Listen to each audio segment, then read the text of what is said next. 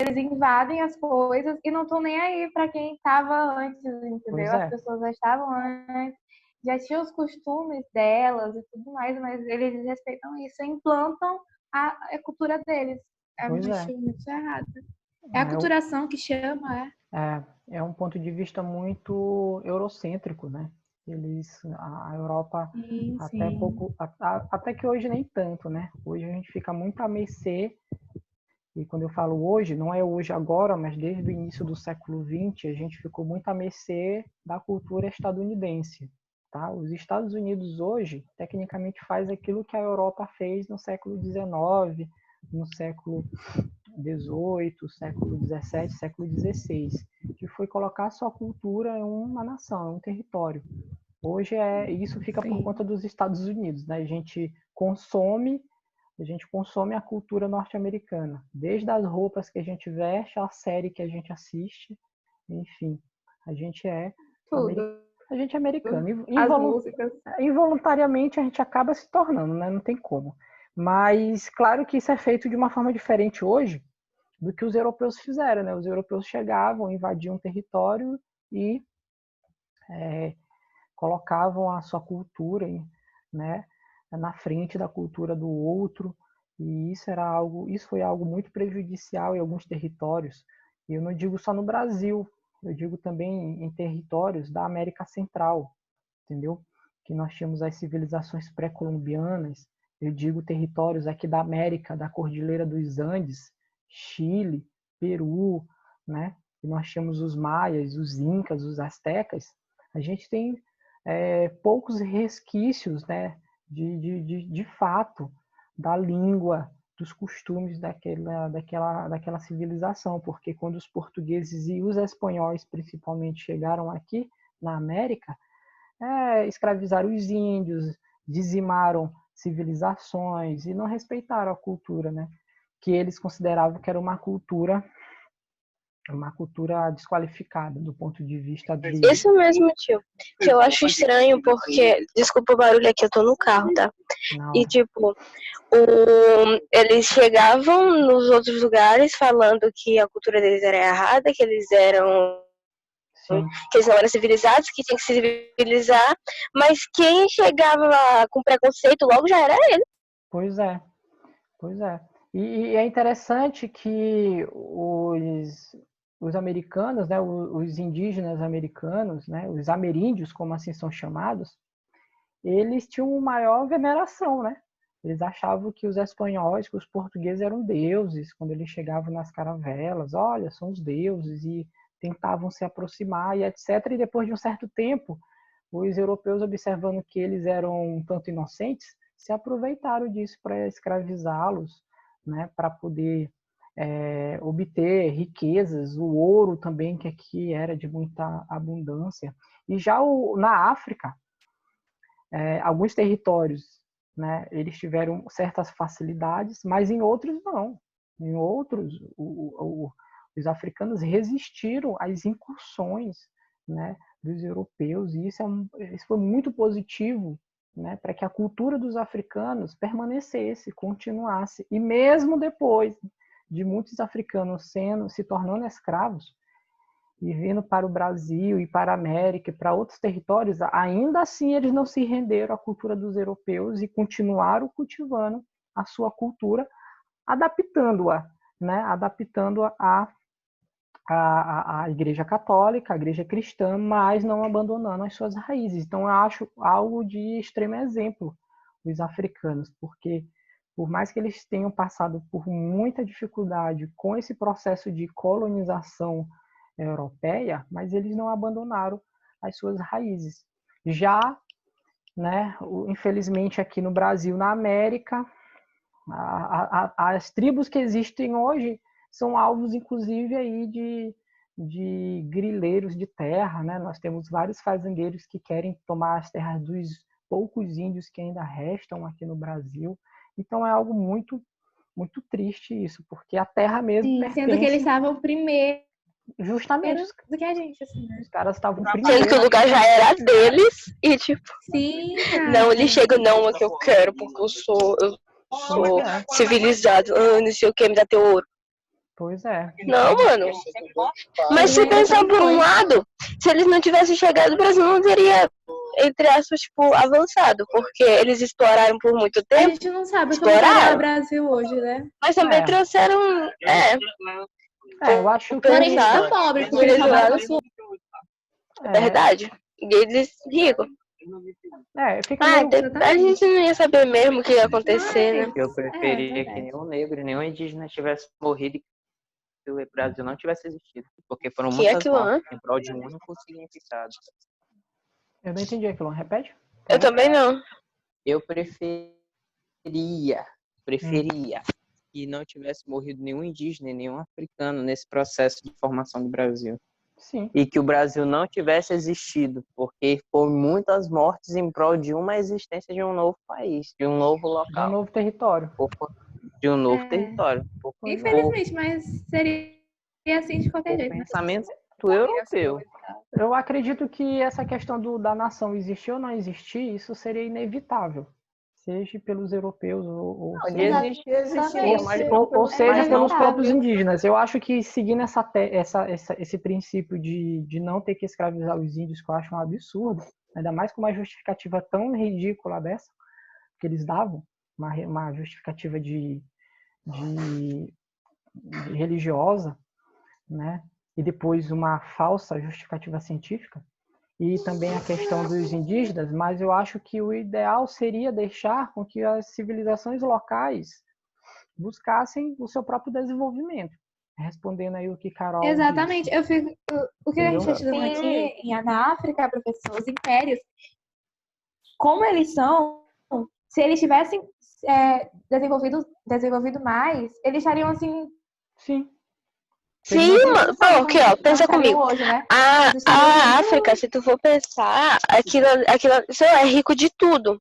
Eles já, como o tio disse, eles já tinham muita riqueza de ouro, essas coisas.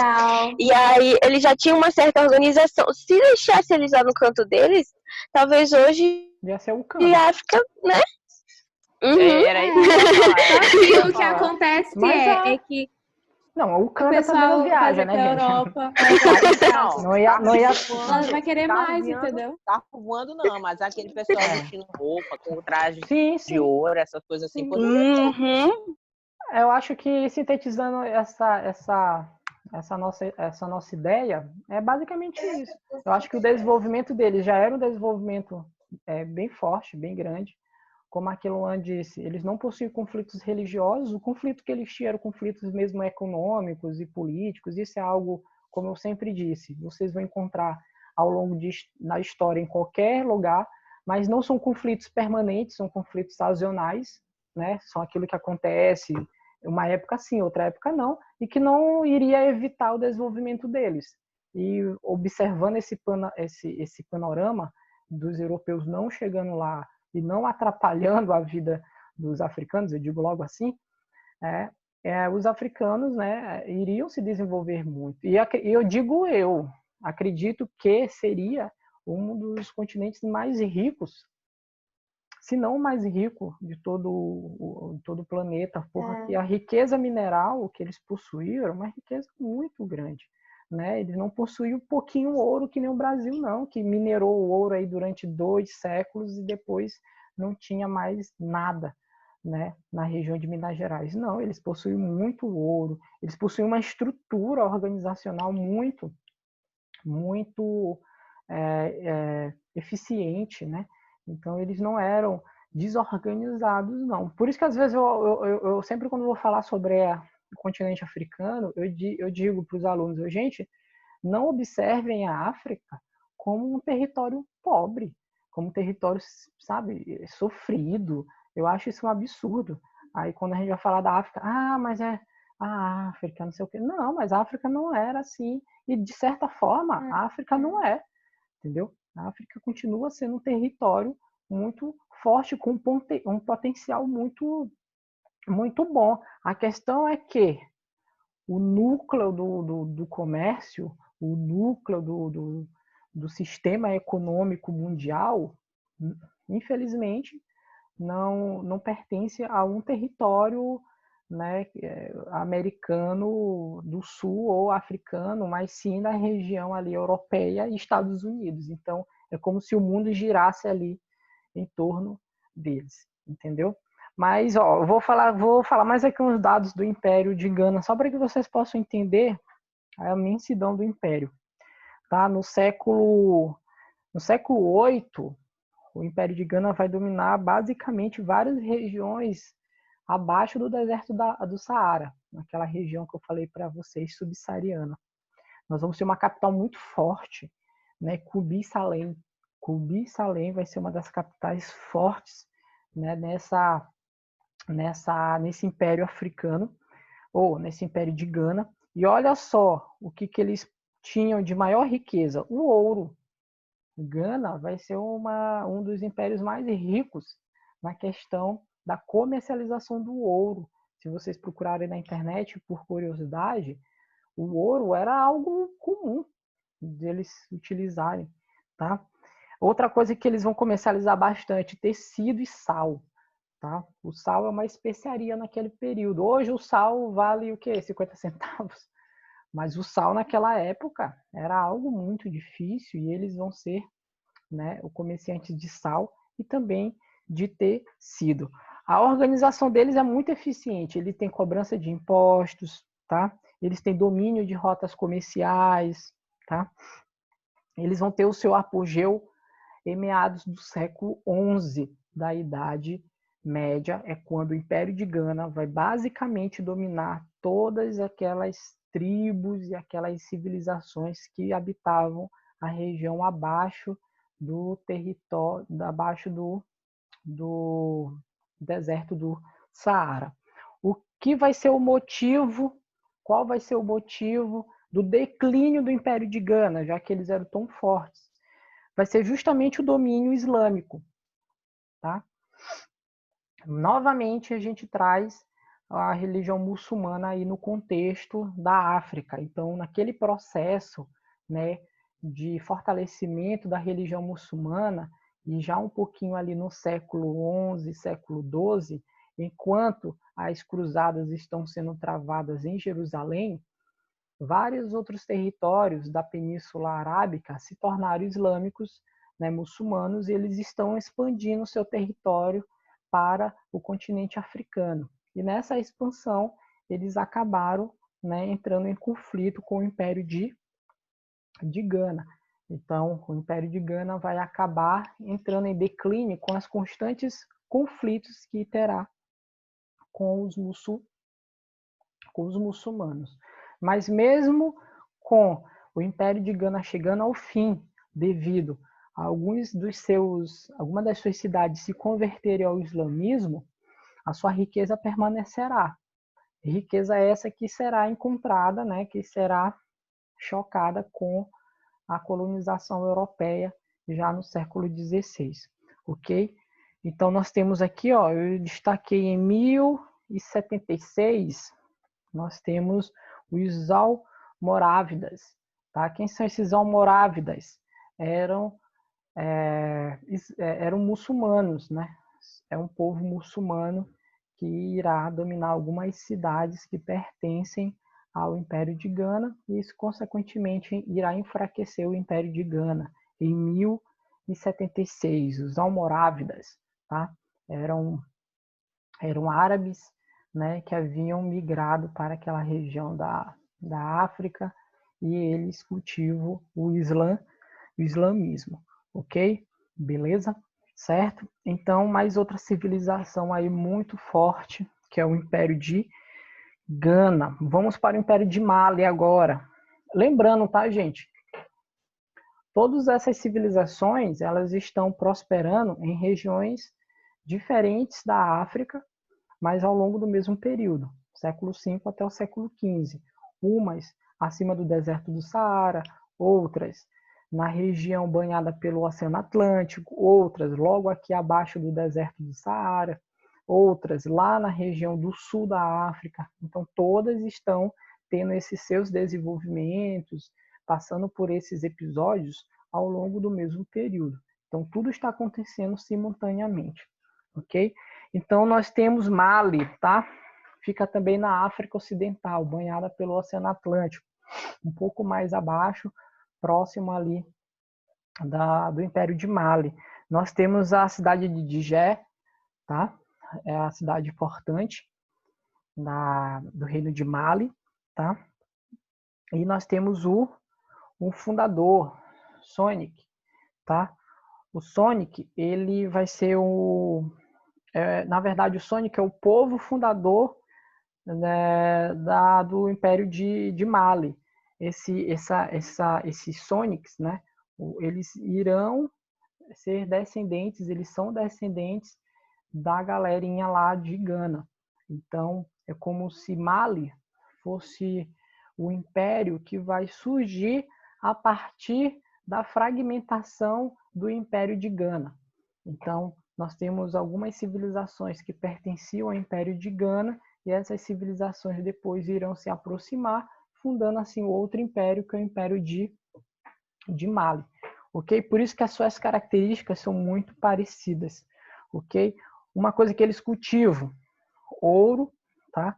Sal, por isso eles são muito parecidos, a sua economia é baseada nisso. Algo que é diferente das outras civilizações, a sua divisão é por castas, tá? Então, o que é castas, professor? São clãs sociais, que nem na Índia, justamente. Clãs sociais que não se misturam, né? Então, nós temos uma casta, outra casta, e essas castas acabam não se aproximando, né? Muito parecido com aquilo que tem lá na Índia, ok? Então, isso era um diferencial, porque até então, nenhuma das outras civilizações, elas tinham essa divisão em castas, ok? Outra coisa bem interessante é que o reino ele é dividido por províncias. Olha, outra coisa que a gente ainda não tinha comentado. A gente já falou de um reino que tinha um rei principal e governava tudo, que era Axum. A gente já falou de uma civilização que era dividida em cidades-estados, que eram os Yorumbás. Nós já falamos sobre o Império de Gana, tá? Que nós tínhamos um imperador que governava tudo. E aqui o Império de Mali, a organização administrativa política deles é por principados, tá? Então nós temos o imperador e vários outros territórios com pessoas com títulos de nobreza. Por isso são chamados de principados, ou seja, são províncias do império. Mas lembrando, essas províncias, elas eram submissas ao imperador.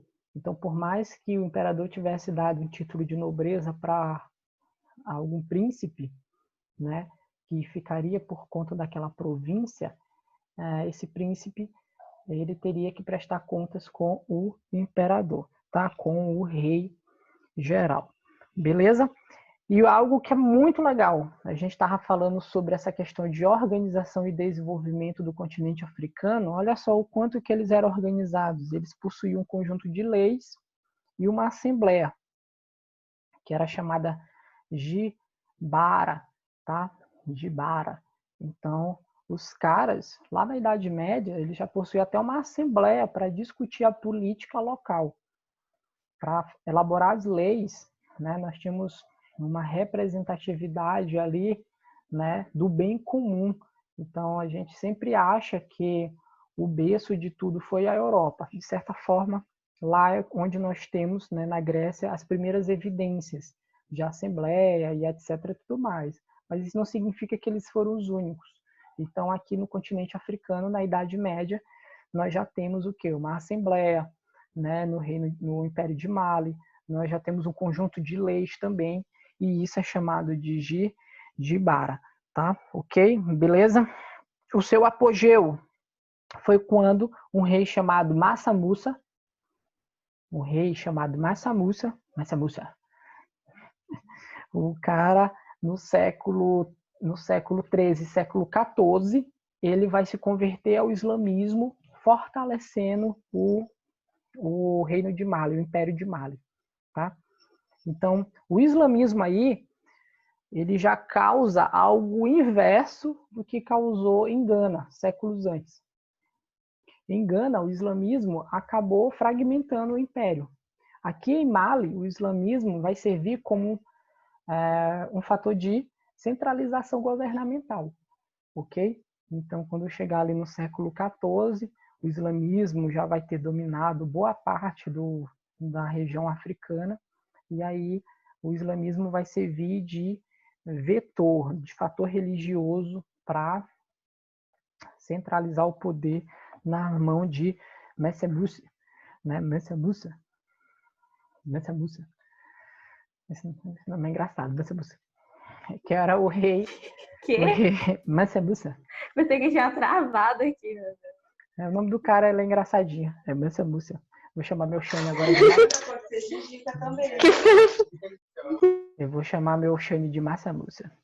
Mas, enfim, o rei malês que deu poder a Mali. Entretanto, um século depois, logo no século XV, nós vamos ter a invasão dos berberes. Você já sabe quem são os berberes. Os berberes são aqueles seminômades que habitavam as regiões do deserto do Saara, que tem oásis, que tem as caravanas, né? Que é muito representado nos filmes aí, né? Principalmente aqueles filmes que Aladdin, Mil e Uma Noites, aqueles que têm aqueles oásis, os berberes acabam se fortalecendo em termos militares e irão também buscar expandir territórios. E aí eles vão expandir para a região do Império de Mali e vão entrar em conflito ali com os malês, tá? E aí começa no século XV, no final da Idade Média, o declínio do Império de Mali. Então, resumidamente, Mali é como se fosse uma ramificação do Império de Gana. Mali vai ser forte na questão do comércio do ouro, do sal e do tecido também. E o que a gente destaca do Império de Mali é o seu reino, que é organizado por províncias ou principados, e o seu conjunto de leis e a Assembleia de Jibara, que dá uma organização melhor para o Império. A capital é Niani, tá? E no período de Messer Musa, que é o imperador de Mali, né, que vai se converter ao islamismo, o camarada aí vai fazer com que o Império de Mali só cresça e tenha uma prosperidade muito grande.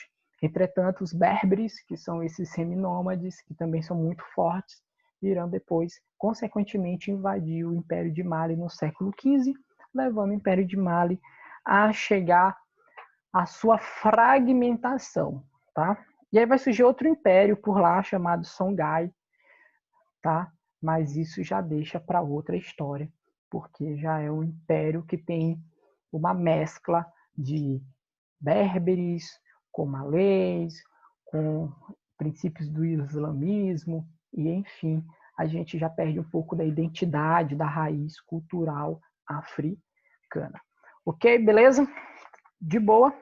E aí a gente vai para o última civilização, os Bantus. Os Bantus. Os Bantus é bem facinho. Ok, os Bantus tem a formação do seu reino bem no comecinho da Idade Média, no século V, tá? E os camaradas ali irão ficar durante toda a Idade Média. Eles não são tão grandiosos assim, e o que identifica os Bantus é principalmente a questão linguística, tá? Eles já estão localizados mais nessa região da África do Sul, né? Próximo ali o Cabo das Tormentas, ou chamado hoje como Cabo da Boa Esperança, a divisão ali das águas do Oceano Atlântico e do Oceano Índico, tá? A sua política é uma política de clã tribal, então essa é a África de tribos, saca? Aquela África, às vezes retratada de forma preconceituosa nos filmes, que o camarada tá caçando com uma lança, umas paradas assim que meio nada a ver, mas não é dessa forma, mas a organização deles é tribal, ou seja, nós temos várias tribos que têm a mesma língua, e falam Banto, né? E eles são organizados por um chefe, pelo um líder, e eles essas tribos foram formadas através de clãs, tá? De clãs familiares. Então nós temos os clãs familiares crescendo, essas tribos se desenvolvendo, e nós temos a liderança sempre do sacerdote, do líder político ali, ok? Qual é a parte que é interessante dos bantus? É porque os bantus, eles têm o seu surgimento ainda na Idade Antiga. Eles são bem antigos na África. Eles são da época do ano 2000 antes de Cristo. Antes de Cristo. Então eles são bem antigos mesmo. E por isso eles conservam essa organização, né, tribal. E um fato que a gente tem que destacar dos bantus é no século XVI, já no final da Idade Média, que eles serão reinos invadidos, tá? Reinos invadidos pelos europeus, tá? Então a gente tem que destacar isso. Os europeus também irão buscar escravizar muitos africanos das tribos dos bantus, ok? Outra coisa interessante, que como é que eles irão se desenvolver ao longo de toda a Idade Média, ao longo do século V até o século XV, formando cidades, tá? E alguns pequenos reinos. Então, depois das suas primeiras formações tribais, eles vão se desenvolver, alguns pequenos reinos irão surgir e algumas cidades-estados. Fato é que um problema que eles enfrentam é a densidade demográfica, tá? E algumas questões militares, porque como eles não têm o núcleo, né? Como eles estão organizados em diferentes clãs, eles vão passar por questões de conflitos militares por terra, por territórios.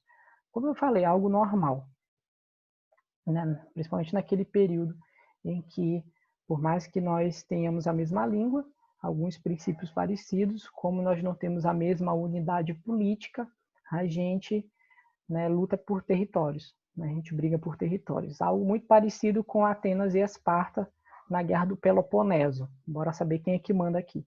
Então, tecnicamente, isso aí também aconteceu por lá. E, de certa forma, vai ajudar a enfraquecer, né, as suas civilizações da região do sul da África. Ok? Beleza? E, consequentemente, lá na Idade Moderna, eles serão também colonizados pelos europeus. Então, nós temos aqui um contexto bem interessante da África. Essa África, né, banhada pelo Oceano Atlântico, que é chamada de África Ocidental, e a região da África do Sul, esses territórios vão sofrer mais com a invasão europeia. O território, né, que está acima do deserto do Saara e o deserto do Saara vão sofrer menos com a invasão europeia, entretanto, vão acabar sendo mais influenciados pela religião muçulmana, ok? Devido à sua aproximação com a Península Arábica. Então, fica tecnicamente assim, como se a África ela tivesse vários povos, vários reinos, muitos desses reinos desenvolvidos, mas que ao longo de toda a Idade Média, eles vão sofrer o quê? Invasões dos povos muçulmanos e, posteriormente, invasões dos europeus cristãos, ok? E o resto da história, tecnicamente, vocês já sabem, né? A África vai ser colonizada e muitos africanos vão ser, infelizmente, escravizados e explorados, mas isso vai ficar para as próximas aulas, quando a gente estiver falando sobre colonização europeia do continente africano. Então, galera, eu tentei fechar aqui para que ficasse mais simples, porque são muitos fatos, tá? Então, quem perdeu a linha de raciocínio, a gente começa com o reino de Axum, tá? Passa para os Yorumbais, depois a gente fala sobre o Império de Gana, o Império de Mali e os últimos são os Bantus, tá? Falamos um pouquinho de cada um, lembrando que nós estamos falando desses povos durante o mesmo período, ou seja, durante o século V e o século XV, e a gente fala tanto no período que eles começaram a se desenvolver, o seu apogeu e o seu declínio, ok? Lembrando, os Hyksos, o seu declínio foi devido às invasões islâmicas, o de Males e de Gana também, e já os Yorumbais, né, eles irão permanecer durante toda a Idade Média, e o seu declínio vai ser apenas no período das invasões europeias, assim como os Bantus também. Então fica bem mais simples vocês analisando dessa forma, tá? Uma parte da África foi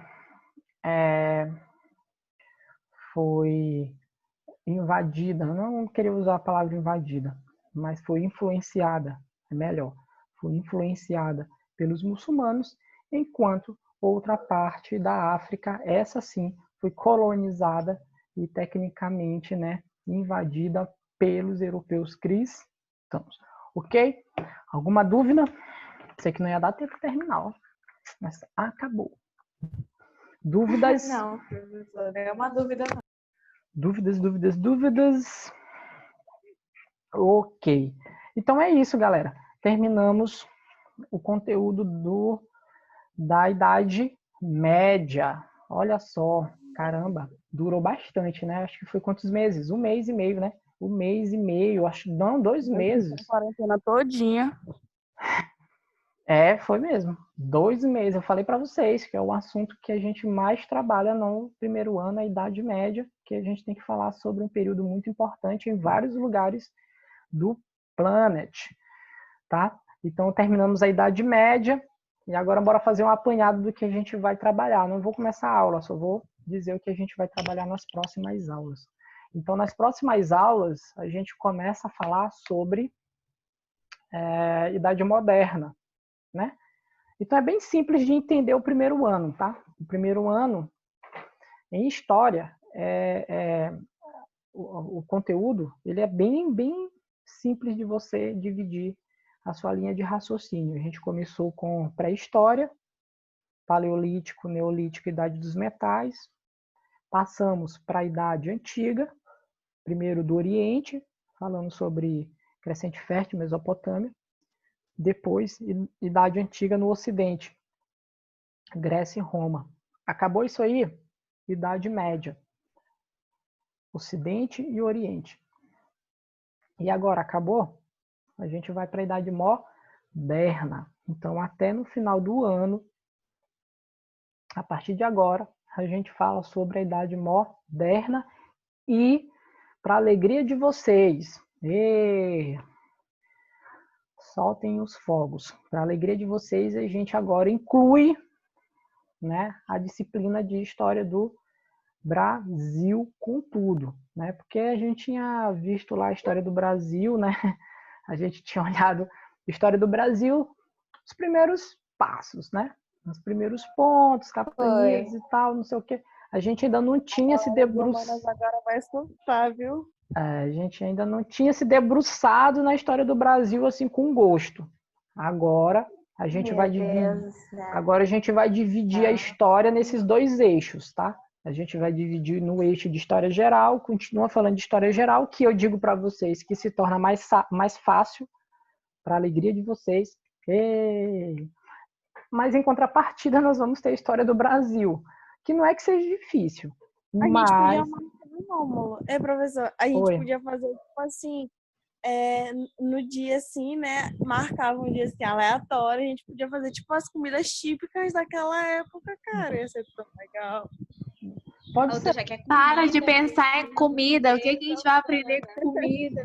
Pode ser. Começou o Brasil. A típica daquela época. Acho que a comida típica daquela época vai ser difícil.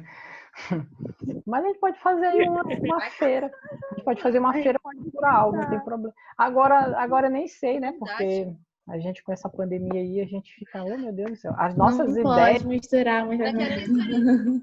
As nossas ideias não podem. Não vai poder nem fazer o círculo profissional presencial. A gente não pode mais nem fazer o círculo da aula. Pois é. Mas Sim, enfim. Cara, e agora? A gente tem que. Oi. Eu acho que todo mundo concorda quando eu digo que a idade média é a melhor idade para poder estudar. A idade... Eu não sei, mano. Não. É perfeita. É porque perfeita. Eu gosto da parte lá do paleolítico, neolítico, mais bacana. Não. Cidade todo mundo quer fazer pessoas melhores, né? Mas, tipo, chegou na Idade Média, tudo perfeito. Chegou na Idade aí o mundo começou a dar errado. Eu sou... A minha especialização é assim. Idade Média e Idade Moderna. Então, eu tô, tecnicamente, na minha zona de conforto. Né? Então, na minha zona de conforto. E história do Brasil, a gente nem diz nada, porque a história do Brasil é de boas. Então, galera, vai cair aqui a conexão. Falta um minuto. Muito obrigado pelo dia de hoje, tá? Fiquem com Deus. Lembre-se. Tchau, tio. E se proteger. Tchau, tio. E na próxima aula a gente já começa a idade moderna, ok? Vai ser presencial a próxima aula. Né? Que bom. Presencial. Preciso, pelo menos... não vai nem dar de abraçar. Não vai dar pra gente se abraçar e nem tirar a máscara para respirar, mas pelo menos a gente já